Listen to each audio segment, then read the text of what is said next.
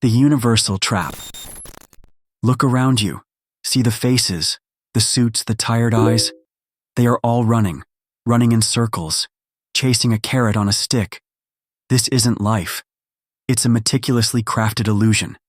A cage built not of bars, but of debt, comfort, and false promises. They sell you the dream of security, a predictable paycheck, a comfortable retirement. But what they deliver is a contract where your precious time, your unique potential, is exchanged for just enough to keep you on the treadmill. This is the rat race, and most never escape. But some find a way. John, the blueprint of a slave. Meet John. John was once like many of you, a good kid, did everything right, went to college, got the stable job in corporate finance. For years he followed the script. The mortgage, the car loan, the necessary upgrades. He believed the lie. Every morning, the alarm was a whip. Every evening, the fatigue was a heavy blanket. He bought things to escape the feeling of being trapped. A bigger TV, a fancy vacation. Each purchase, a temporary high, followed by a deeper plunge into financial servitude.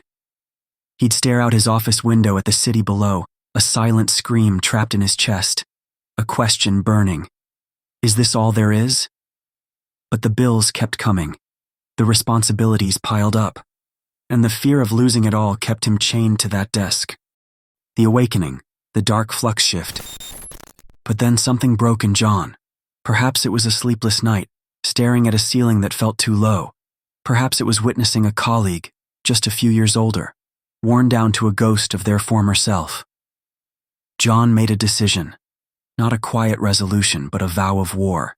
He would not be another casualty. He would not die in that cage. This was his dark flux moment.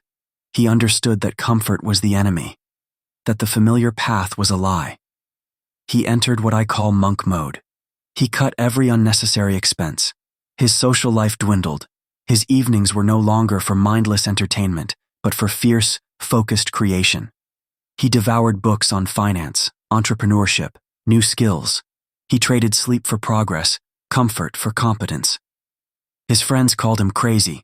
His family worried. They said, "You're working too hard. Enjoy life." But John knew.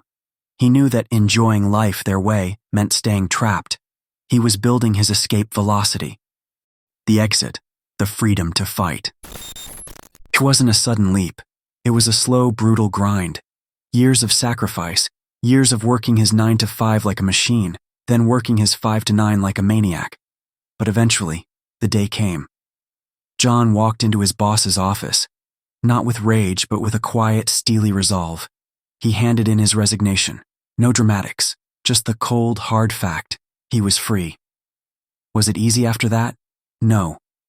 The rat race simply ended. The real race began. He faced new fears.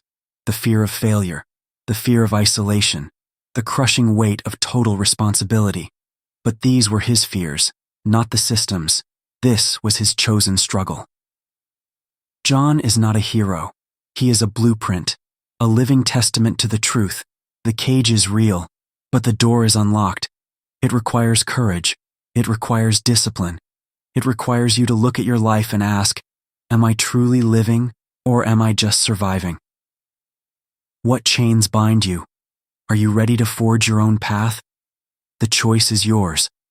The war begins now.